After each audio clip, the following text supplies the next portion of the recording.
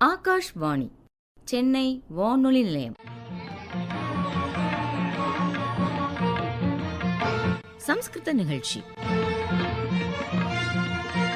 இன்றைய சம்ஸ்கிருத நிகழ்ச்சியில் சம்ஸ்கிருத சாகித்யத்தில் நிர்வாக உரை வழங்குபவர் குப்புசுவாமி சாஸ்திரி ஆராய்ச்சி நிலையத்தின் முதன்மை நூலகர் ஜே. லலிதா அவர்கள்.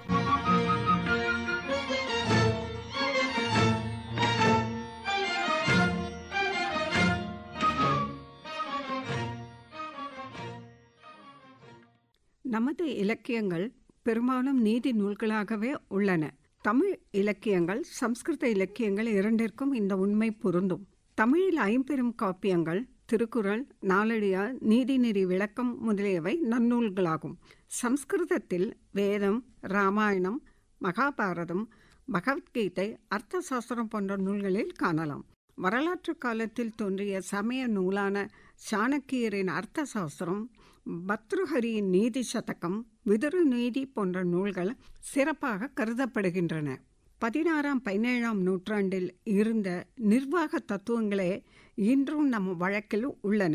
பொருளும் திறமையும் வீணாக்காமல் நாட்டில் செல்வ நிலைமையை பெருக்கி எல்லோருக்கும் பயன்படும் விதத்தில் எதை முதலில் செய்வது, எதை அடுத்து செய்வது என்பதை தீர்மானிப்பது மேலாண்மை திறனாகும். இதையே சம்ஸ்கிருத இலக்கியங்களில் நிர்வாக என்கிற தலைப்பில் பல எடுத்துக்காட்டுகள் உள்ளன. ஒரு குடும்பம் நன்றாக வாழ வேண்டும் என்றால் குடும்பத் தலைவன் அக்குடும்பத்தை நன்றாக நிர்வகித்து வழிநடத்தி செல்ல வேண்டும். அப்பொழுதுதான் அக்குடும்பம் செழித்தோங்கி வளரும், வாழும். அதே போல ஒரு நிறுவனமோ தொழிற்சாலையோ சிறப்பாக செயல்பட வேண்டுமென்றால் அந்நிறுவனத்தை நிர்வகிக்கும் தலைவர் நிர்வாக கலையில் வல்லவராகவும் திறமைசாலியாகவும் இருக்க வேண்டும். மேலும் அந்நிறுவனத்தை முன்னேற்ற பாதைக்கு அழைத்து செல்லும் அறிவுடையவராகவும் இருக்க வேண்டும். நிறுவனத்தின் நலத்தில் ஒரு மாறாத அக்கறையும் நிர்வகிக்கும் திறன் அறிந்தவராகவும் மேலாண்மை துறை நிபுணராகவும் இருக்க வேண்டும். மானிட சமுதாயத்தை தொல்காப்பியர் சத்துவம், அறவழி, ரஜோகுணம், பொருள் வழி, தமோகுணம், இன்ப வழி என்று 3 வகைகளாக பிரித்து அந்தந்த நிலையில் உள்ளவர்களுக்கு ஏற்ற பணியை தேர்வு செய்வதை அன்று நடைமுறை வழக்கில் இருந்த நெறிப்பாடாகும். சம்ஸ்கிருத இலக்கியங்களின் நிர்வாகத்தை பற்றி பல நூல்களில் கூறப்பட்டுள்ளன. அரசன், அமைச்சர்கள், நீதி, வரி வசூல், மக்கள் நலம், பாதுகாப்பு போன்றவைகள் நிர்வாகத்தின் அம்சங்களாக கூறப்பட்டுள்ளன. நிர்வாகம் என்பதை சம்ஸ்கிருத இலக்கியங்கள் தர்மம், நீதி, மக்களின் நலம், திறமையான நிர்வாகம், பொறுப்புணர்வு ஆகியவற்றின் ஒருங்கிணைப்பு என்று கூறுகிறது. நிர்வாகத்தை பற்றி அர்த்த சாஸ்திரத்தில் பிரஜா சுகே சுகம் ராஜக பிரஜானாம் சாகித்தே ஹிதம் நாத்மா பிரியம் ஹிதம் ராஜக பிரஜானாம் து பிரியம் ஹிதம்.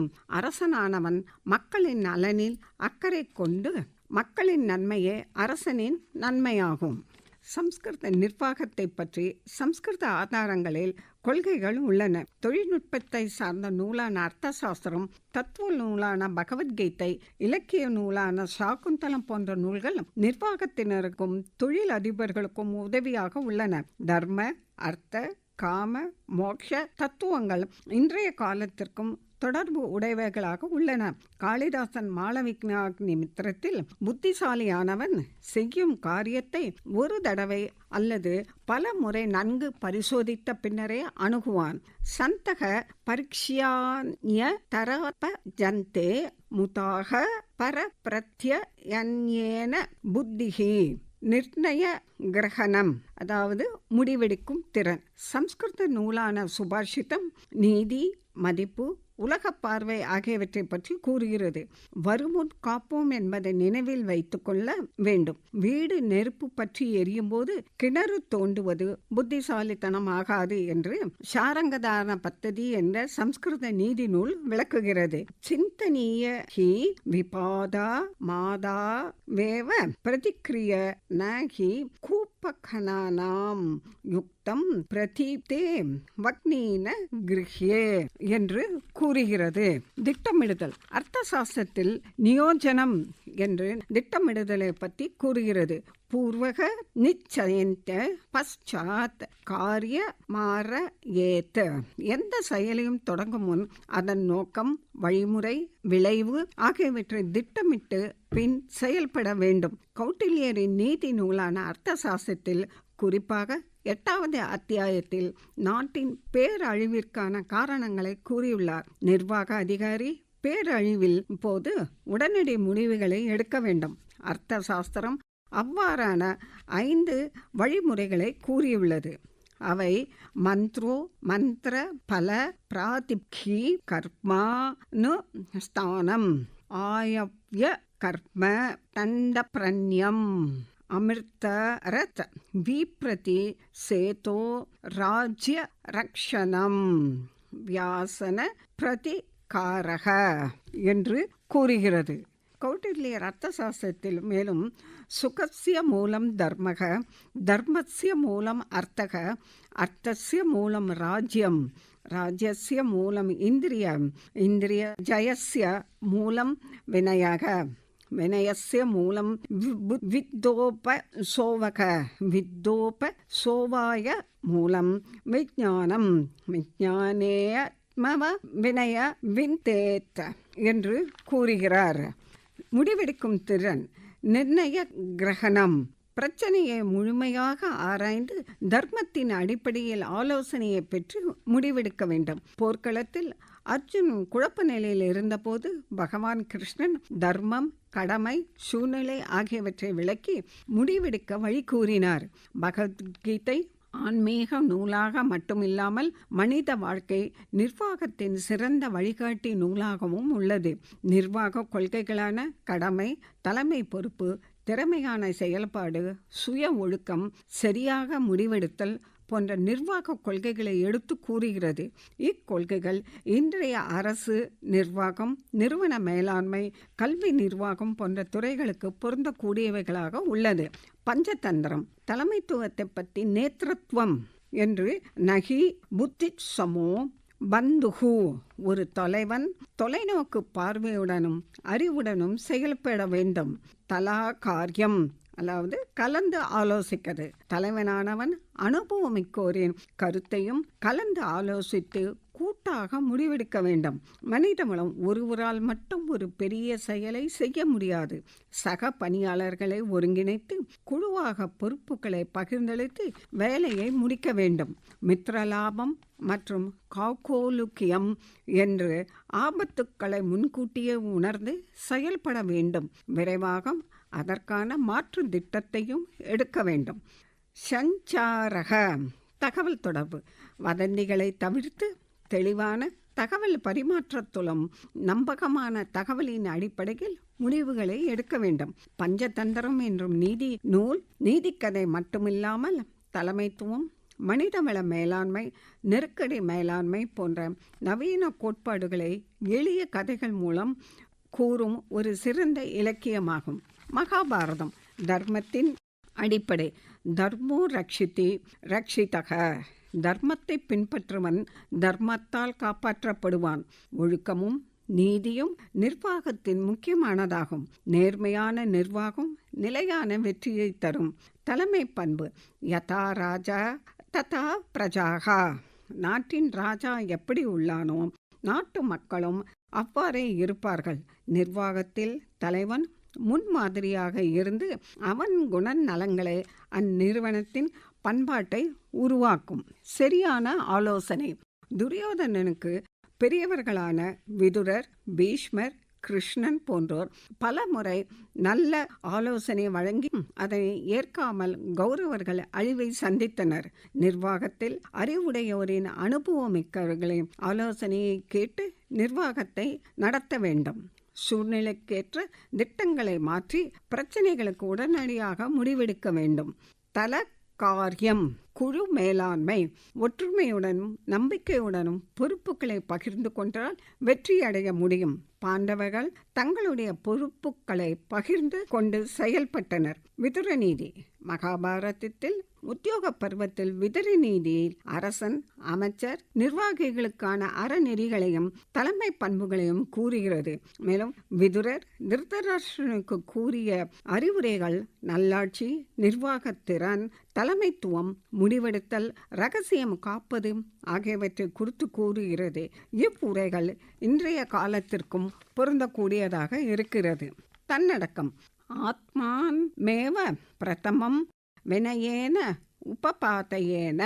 தன்னை கட்டுப்படுத்தி ஒழுக்கத்துடனும் பணிவுடனும் வளர்ந்து தன் கீழ் உள்ளவர்களையும் கட்டுக்குள் கொண்டுபவரால் நிறுவனத்தை சிறப்பாக வழிநடத்த முடியும்.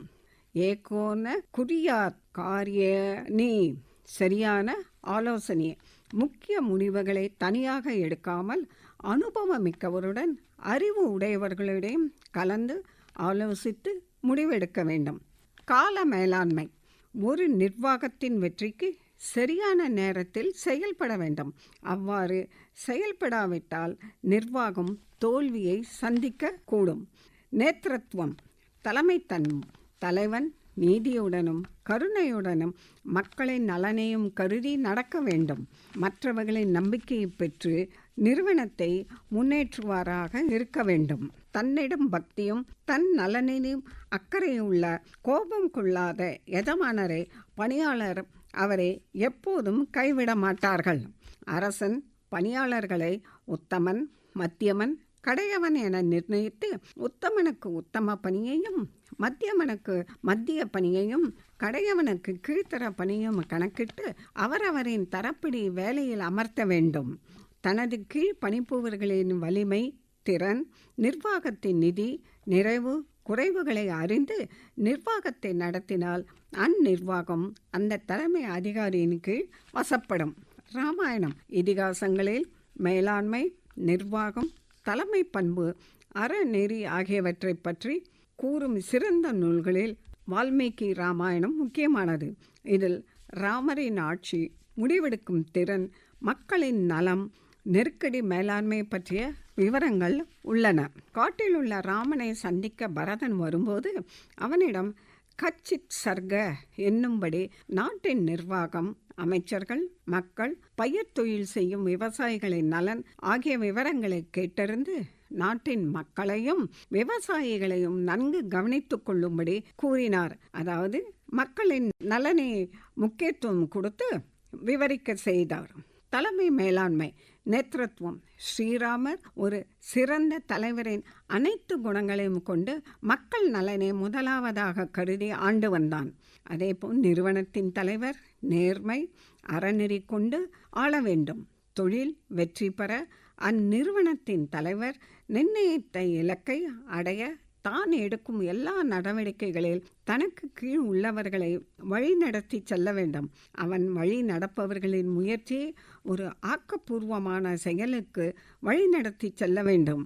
ஒவ்வொருவரின் திறமையை அறிந்து பொறுப்புகளை வழங்கினால்தான் நிர்வாகம் வெற்றிகரமாக நடக்கும். நிறுவனத்தின் தலைவர் நேர்மை, அறநெறி கொண்டு ஆள வேண்டும். தொழில் வெற்றி பெற அந்நிறுவனத்தின் தலைவன் நிர்ணயித்த இலக்கை அடைய தான் எடுக்கும் எல்லா நடவடிக்கைகளில் தனக்கு கீழ் உள்ளவர்களை வழிநடத்தி செல்ல வேண்டும். அவன் வழி நடப்பவர்களின் முயற்சியை ஒரு ஆக்கப்பூர்வமான செயலுக்கு வழிநடத்தி செல்ல வேண்டும். ஒவ்வொருவரின் திறமையை அறிந்து பொறுப்புகளை வழங்கினால்தான் நிர்வாகம் வெற்றிகரமாக நடக்கும். காரிய யோஜனை. திட்டமிடுதல். நிர்வாகத்தின் தலைவன் நிர்வாக குழுவின் ஒற்றுமையுடன் திட்டமிட்டு செயல்பட்டு நெருக்கடியான சூழ்நிலைகளில் அமைதியுடனும் அறிவுடனும் எடுக்கப்படும் முடிவுகள் வெற்றியை தரும். சம்ஸ்கிருத இலக்கியத்தில் ஏற்கனவே கூறியபடி காரிய யோஜனாவின் முக்கியத்துவத்தை பற்றி மிகவும் தெளிவாக சாரங்கதார பத்தத்தில் என்ற நூலில் சிந்தனீய ஹி விபதாம் ஆதோ ஏவ பிரதிக்ரிய ந கூப கணானம் யுக்தம் பிரதீப்தே வன்கி ந கிருஹே ஒரு அழிவை சந்திப்பதற்கு முன்பே அதற்கு தீர்வு நடவடிக்கைகளை முதலேயே திட்டமிட வேண்டும். வீடு பற்றி எரியும் போது கிணறு தோண்டுவது போல என்று கூறுகிறது. சமூக கடமை பரோபகார. சம்ஸ்கிருத இலக்கியங்களில் சமூக கடமையை பரோபகாரா என்று குறிப்பிடுகிறது. சமூக கடமை உள்ளவர்களுக்கு அழகு அளிப்பவை ஆபரணங்கள் அல்ல. அவர்கள் மற்றவர்களைப் போல பொன், வைரம் ஆகியவற்றுக்கு மதிப்பு அளிப்பதில்லை. அத்தகையோரின் காதுகளுக்கு அழகு கனக குண்டலம் அல்ல. தகுந்தவர்களுக்கு கொடுக்கும் தானமே கைக்கு அழகே அன்றி தங்க வளையல் அல்ல. பரோபகாரமே உடலுக்கு அழகே அல்லாமல் வாசனையுள்ள சந்தன பூச்சு அல்ல. ஆகவே குண்டலம், கைவளை, சந்தன பூச்சு முதலிய அழியக்கூடிய பொருட்களை விரும்ப மாட்டார்கள். நல்ல அறிவு, தானம், பரோபகாரம் முதலியவற்றையே விரும்புவார்கள். மற்றவர்களுடனான தொடர்பு. இந்திய தத்துவ மேதைகள், தர்க்கவாதிகள், இலக்கணவாதிகள், வரலாற்று ஆசிரியர்கள் ஆகியோர் தொடர்பிற்குரிய பிரச்சனைகளை பல வழிகளை அணுகியுள்ளனர். வாக்கியப்பதியே என்கிற சம்ஸ்கிருத இலக்கண நூலான ஆசிரியர் பர்த்ருஹரி வார்த்தைக்கும் அதன் உணர்வுக்கும் இடையே உள்ள உறவை நித்தியக சப்தார்த்த சம்பந்தக என்று கூறுகிறார். வரலாற்று ஆசிரியர்கள் வார்த்தைகளுக்கு உரிய மும்மடங்கு சக்தியாக அபிதா, லக்ஷணா மற்றும் வியாஞ்சனா என்று கூறுகிறார்கள். அர்த்த சாஸ்திரத்தில் சிறந்த காரணிகளாக ஒரு சிறந்த தொடர்பாக அர்த்தாக்கிரமக, சம்பந்தக, பரிபூர்ணதா, மாதுர்யம், மௌதார்யம், சம்பஷ்டவம் இதி லேக சம்பத் என்று கூறுகிறது. அர்த்தாக்கிரம கூற வேண்டிய விஷயத்திற்கு முக்கியத்துவம் கொடுத்து எந்த விஷயத்தை முதலில் கூற வேண்டும், அதனை தொடர்ந்து எந்த வரிசையில் கூற வேண்டும் என்பதே அர்த்தாக்கிரமமாகும். உதாரணத்திற்கு மகாபாரதத்தில் உத்தியோக பருவத்தில் கௌரவர்களுக்கும் பாண்டவர்களுக்கும் இடையே அமைதியை ஏற்படுத்தவும் இரு பக்கத்திலும் அழிவு ஏற்படா வண்ணம் அமைதியான முறையில் ஒன்றன் பின் ஒன்றாக தான் வந்ததற்கான காரணம், சண்டைக்கான மூல காரணம், ஏன் அமைதி ஏற்பட வேண்டும், அமைதிக்கான வழிமுறைகள், அமைதியை யார் எடுக்க வேண்டும், அமைதிக்கான நிபந்தனைகள், அமைதி ஏற்படுத்துவோரின் தகுதிகள், எவ்வாறு அமைதியை ஏற்படுத்துவது, அமைதிக்கான முன்மொழியை கைவிட்டால் ஏற்படக்கூடிய விளைவுகள் போன்றவற்றை ஒன்றன் பின் ஒன்றாக கூறுகிறார்.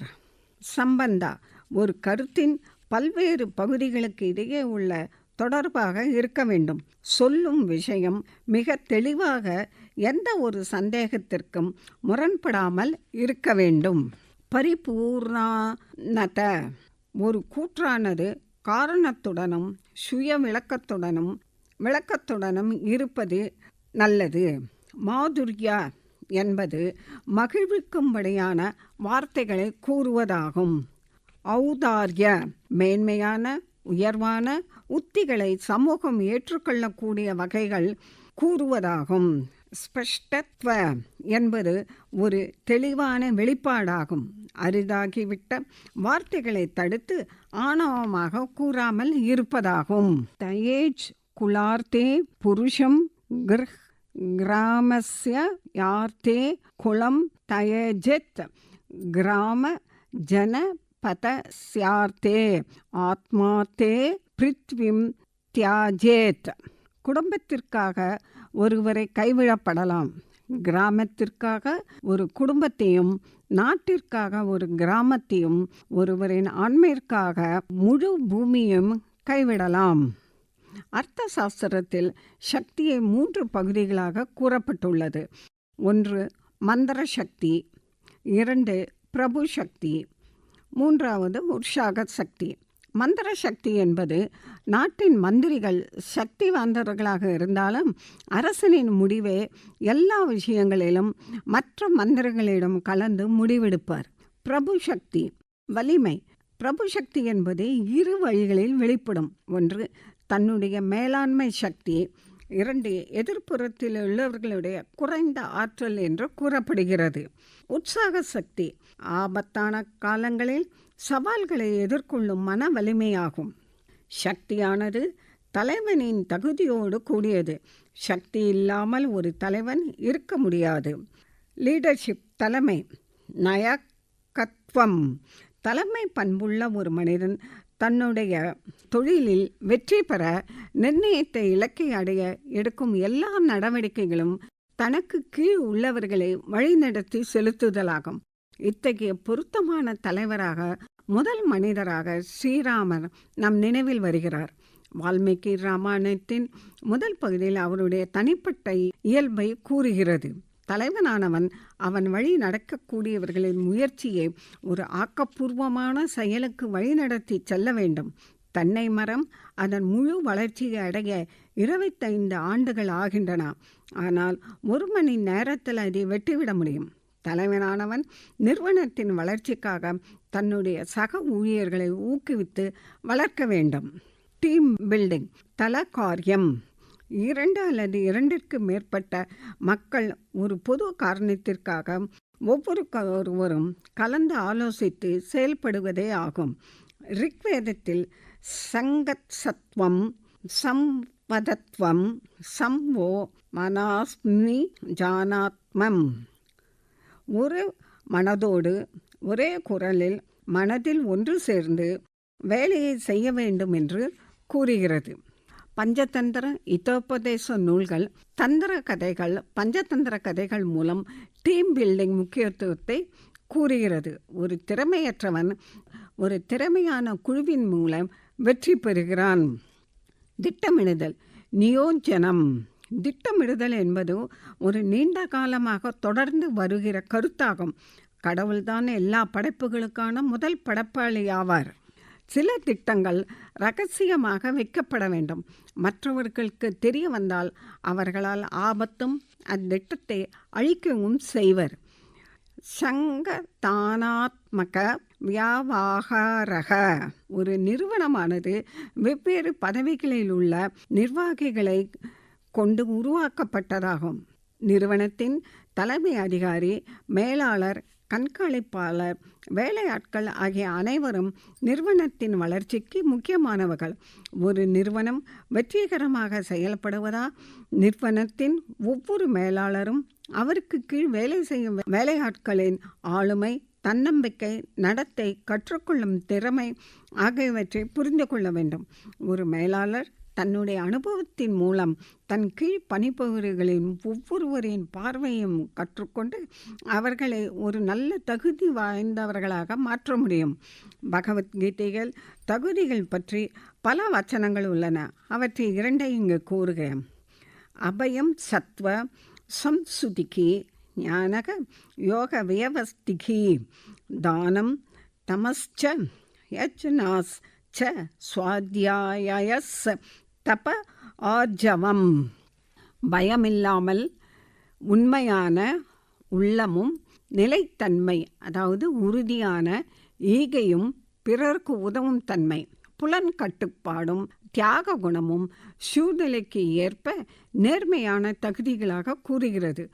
பகவத்கீதையை படிப்பதன் மூலம் மேலாளர்களுக்கு அவர்களுடைய செயல்களில், குறிப்பாக நிர்வாக செயல்களில் மிகவும் உதவியாக இருக்கும். சமூக கடமை பரோபகார. சமஸ்கிருத இலக்கியங்களில் சமூக கடமையை பரோபகார என்கிற முறையில் குறிப்பிடுகிறது. சம்ஸ்கிருத ஆதாரங்கள்.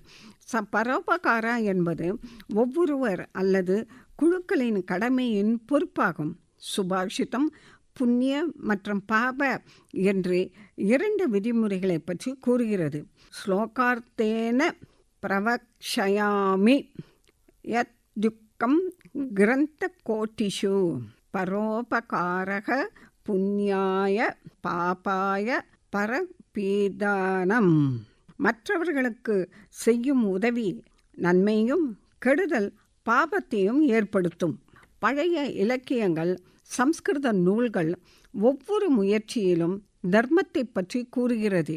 நிதி, நேர்மை, பொறுப்பு, கடமை மற்றும் உண்மைத்தன்மை ஆகியவற்றை குறிப்பிடுகிறது.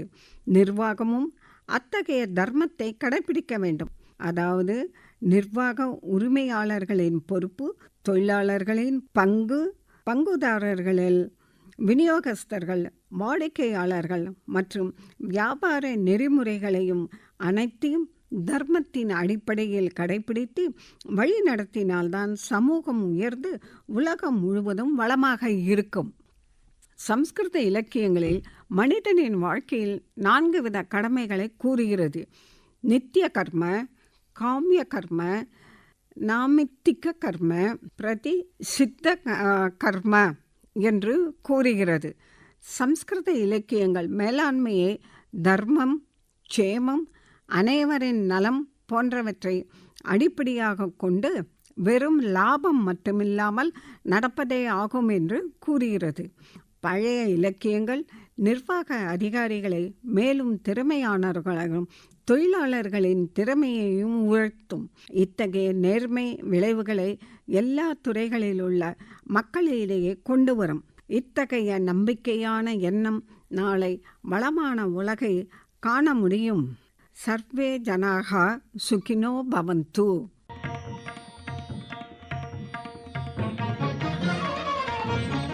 இன்றைய சம்ஸ்கிருத நிகழ்ச்சியில் நேயர்கள் இதுவரை கேட்டது சம்ஸ்கிருத சாகித்யத்தில் நிர்வாக. உரை வழங்கியவர் குப்புசுவாமி சாஸ்திரி ஆராய்ச்சி நிலையத்தின் முதன்மை நூலகர் ஜே. லலிதா அவர்கள். இத்துடன் இன்றைய சம்ஸ்கிருத நிகழ்ச்சி நிறைவு பெறுகிறது.